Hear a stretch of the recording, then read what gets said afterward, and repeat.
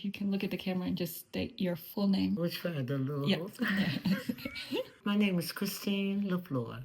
Well, my story, we can start from the beginning. I was broken. I had a lot of things happen in my life. You know, I was homeless. I was evicted once, just turned to alcohol and drugs. I thought that was a way to resolve it, to get rid of whatever problems I was having. I was tired of being sick and tired. So I prayed a lot. I believed in God. I grew up in a church home. He was always in my life. God ain't never left me. I left him because things wasn't going my way. And I prayed to you, Father, why is these things happening? Then I thought about the things that I was doing. And you know right from wrong. So you be thinking like, well, maybe because I'm not doing right. I'm not living right. And I wanted to live right. So what I did was I left town. I went and left town for about a year. Stayed busy working. I was helping residents, the elderly, rehabilitate. I wanted to leave Wisconsin. Figured that's the way of fixing things. Just get away from everybody and start all over fresh. I got in contact with me that the job I wanted here was available. I said, well, I can go back to Milwaukee. And so I left my job there and I came back here to find out that they sold the company. They had somebody else take over that company. And they said, well, give it a chance. They might hire you. And I said, okay. And I tried and I didn't hear anything. So I got a little depressed again. So I started back doing the same thing over and over again. I still had some jobs behind my belt that I could go back to, but I didn't want to keep going backwards. I wanted to go forward. What I did was I said, I just want to get my life together and I needed help. I just packed up my things one day and I said, I don't know where, but God, you lead me. And I went to detox and I stayed there for about a week and I wasn't eating. I wasn't doing right. They said, well, if you don't eat, you're not going to leave here.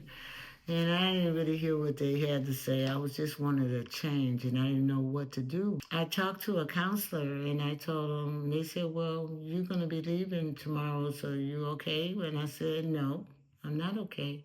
I said, if you let me go, I'm going to go back doing the same thing I've been doing. And they said, well, I got a place for you. And they was telling me about a treatment center that I would go to. I didn't know. I had never been to a treatment center. When I got there and I saw the place and I said, oh, Lord, I deserve this.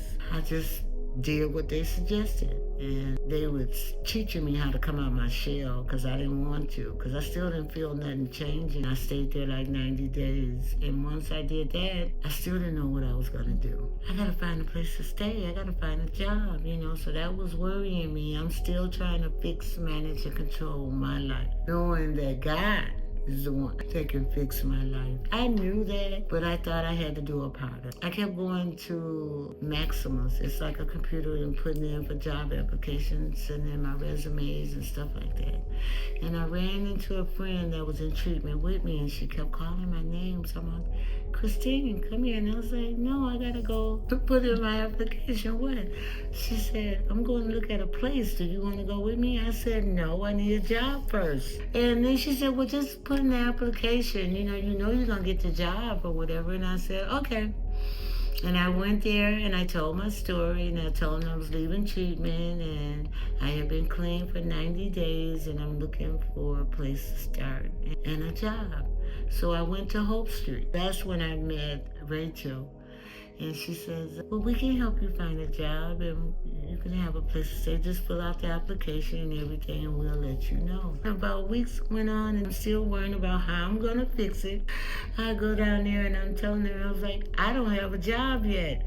She said, that's okay. We'll help you find a job. And I said, you will? And she said, yeah. And I said, okay. I moved in. I said, okay, Lord, if this is what you want me to do, I will do what's suggested. I followed the rules. I didn't break curfew. I think all of it was falling together for me. I was like, okay, that'll work. So now I'm in a sober living house and I'm working at a recovery base, learning different things, going to meetings, getting a sponsor. And I didn't communicate really with my family until I got myself together. They're trying to peel down the layers and find out what's really going on with me. And once I started doing that, and getting comfortable. And then time started flying and I wanted more. Then in one of our community meetings, I met the twins, Leanne and Leanna. It was time for me to transition out because I flourished. I was doing good, and I was thinking in my mind, well, why do they want me to go? I'm doing good. I'm paying my bills. I didn't break curfews. I'm following all the rules. I didn't look at the part that they was letting me know that I was ready. I was looking at it as that they was punishing me. I don't know why. Maybe because I didn't have any kids. I don't know what it is because they probably would put me out. I was thinking negative. But I started praying some more and I said, it's time for me to just see what God have in store for me. I put in the application. They accepted me, and I was happy. First, before I put it in, I came to see the place. Hannah said, just go look at the place. I came and looked at it, and I was like, ah! Oh my God, this is beautiful. I like this, but can I do this? Lena and Leanna accepted my applications. I was so happy. I was just ecstatic. And it was furnished, and it was nice. It was more than what I expected. I was like, oh my God, this is God. He heard my cry. And days become months, and months it's been a year and a half already. And I did it with God's help. I couldn't have did it without them. The neighbors are nice. I really just revived. I relive. I'm living again. Mm-hmm. It was more than I expected. It was beautiful. Everything works. You are good landlords, nice, spiritual. I felt safe here. Like I said, I was skeptical at first because it was a house and the first floor. But the prayer changes things. God, He changed my thinking with that. It was on my bucket list. I did always want a home, but a husband first, financially, and I wanted to get a car first. I wanted to have all my eggs in one basket. I really didn't think I was financially able. But you ladies had told me about there was grants and there was help out there. If your credit score is real good, work consistently, reliable and dependable, it will work out for you. So I believed you and prayed and started taking action. And you helped me. Oh my God, have you helped me? I just love you guys. I took the class with you guys' help, and I was like, and then I still thought, maybe I'm not ready for this. And it was like, well, it's no rush. You can still do it. Take your time and just look at the pages. Wherever you leave off, you can continue going. Every time I got a chance, I would look at it and read it, and I started liking what I was hearing. I was learning the language of being a first-time homeowner and started seeing all the things the advantages and the disadvantages. And I was like, this is what I want. But still, me, I did it and I finished it and I got me a certificate. I was happy and I wanted more. I was like, they said they're going to give me a coach first and then they're going to give me a counselor and all that. And all of it started going in place, but it was happening faster than I knew. Sometimes you fear the unknown because I didn't want to fail. I didn't want to fail you guys. I didn't want to fail myself. And most of all, I didn't want to fail God. It just started happening. I started feeling it. I got me an agent. When we started looking at the houses, that was fun. I was still skeptical. No, they asked me, what neighborhood do you want to live in? I said, well, I love the east side, but I didn't think I could afford the east side. I lived on the south side a little bit, and I kind of liked that. I just didn't want to get somewhere where I wasn't comfortable and change my mind. So I prayed again. We started looking at houses. I had questions and find out what this work or how this would work. I finally got one that I liked. It wasn't big, it wasn't small, and they told me, well, all we gotta do is get your earnest money and see what he thinks. And we checked out some things, and I said, okay, I'll do that this weekend. And came back that they said that the house was sold, spoken for someone else. In my mind, I was like, well, maybe that wasn't the one. I thought it was my thinking again. So I didn't give up. I was disappointed, But I wasn't disappointed because I knew God had something in store for me. Well, I'm going to move out the way, get in the back seat, and let him do the driving. Within a week later, they said he was denied or he didn't get the house. I don't know what they called it. It didn't go through. And what? I said, well, that's my house. I'm going back there. I'm going to get everything right then and there, and I'm going to do this. And it went through. I've been approved for everything. I was so happy. I didn't know what to do. I was excited, scared, overwhelmed. Ooh. I prayed. I felt good about it. I started feeling good about it, and things just started happening. I mean, God opened doors that no man can close. I was supported through the whole process, and that's a blessing, and I appreciate that. I want to thank you guys. Oh my God. And no, I never felt unsupported the whole way through. And I knew that was God. I mean, he's some people in my life that was helping me through my journey because he knew what I needed, and it was you guys. When did you officially become a homeowner? When was your closing date? 12/20/24. I was so happy. I still was in disbelief. I was overjoyed. Man, I was just, oh my God, I was ecstatic.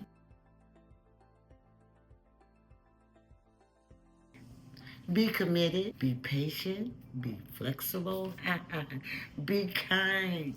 Oh my God, and do the right things even when no one's looking. And pray. Ask God for his guidance and his strength. Send the Holy Ghost to help you, and he will. He has not failed me. I am so blessed, and I thank him for everything that he's doing in my life.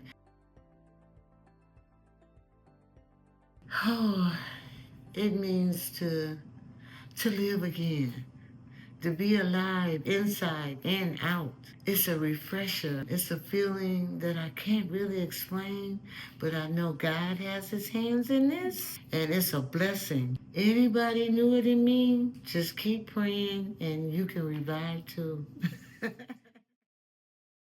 Hey guys, it's Leanne. It's Lena. We hope you guys enjoyed that testimonial video by Miss Christine. So this is pretty much our announcement video to talk and share more about our project and our mission with our business, River of Revival. This has really been something that we kind of kept to ourselves for a little while, but we know that we can't keep this to ourselves forever, especially if we were wanting to expand and grow it and to be able to help more individuals like Christine. So this project was really birthed for those of you who watched our testimony video of how we became homeowners in a very unique and mind-blowing way. If you haven't seen that video, definitely check it out. But as soon as we became homeowners, that's when God gave us the vision to do River of Revival, because we obviously never imagined to be homeowners this soon, as well as owners of a duplex. So he definitely gave us more than enough space. And so as soon as we acquired home ownership, we were in prayer, and that's when God gave us this vision and mission. We know that when God blesses us, it's never for ourselves, but it's always to bless others. And so that's really where River of Revival was birthed. As Christine kind of shared in the video, our whole thing is about providing that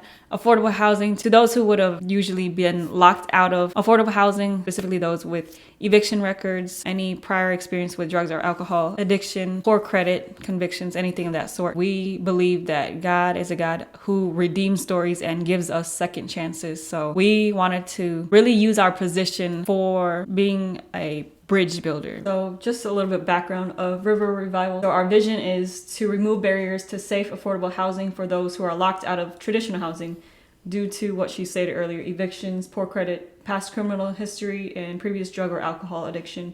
And we address those areas through just connecting our residents with different housing counselors and different resources and lenders of that and things of that nature, so that we can really invest in them, so that they can also acquire the dream of home ownership and being able to really own their own space, because we don't want to just be like regular landlords or anything of that nature. We want to really invest in the lives of people and really help them to see that there's more that God has in store for them, because God calls us to be the lender, not the borrower, and we are all called to take dominion in the earth. With each of our residents today, we want you to have the opportunity to rebuild your life. And this whole mission is really inspired by John 10:10, we know that the enemy comes to steal, kill, and destroy. And so things like evictions, things like drugs and alcohol addiction, things like homelessness really eat away at an individual's life to be able to flourish. And we know that Jesus Christ came to give us life and life more abundantly. And so that's really where we really want to focus in on and see God's redemptive work in the lives of his people. And it's definitely